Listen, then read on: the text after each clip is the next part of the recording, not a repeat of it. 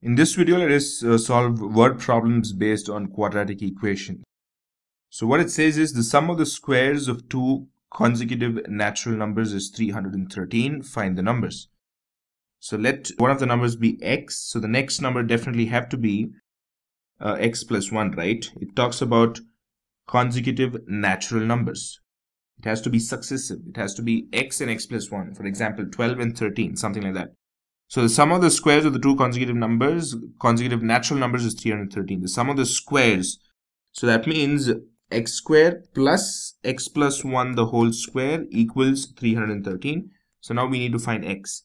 So we've got x squared plus, this is of the form a plus b the whole square. So x squared plus 2x plus 1 equals 313. X squared plus x squared is 2x squared plus 2x plus 1 minus 313 equals 0. So 2x squared plus 2x minus 312 equals 0. Taking out 2 or dividing throughout the equation by 2, we've got x squared plus x minus 156 equal to 0. So now factorizing 156, let's see what we get.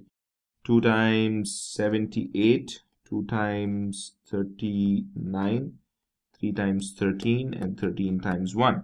So this is what we get. So 2 times 2 is 4, 4 times 3 is 12. So 12 and 13, the difference between them is 1. So 12 into 13 is also 156.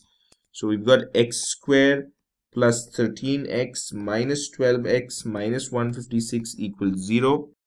So we've got x squared plus 13x minus 12x minus 156 equals 0, right?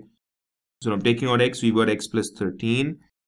Then minus 12 times x is 12x, and minus 12 times plus 13 is minus 156. Now this is equal to 0. So now considering the two terms, take out x plus 13 and all you've got left is x minus 12 equals 0.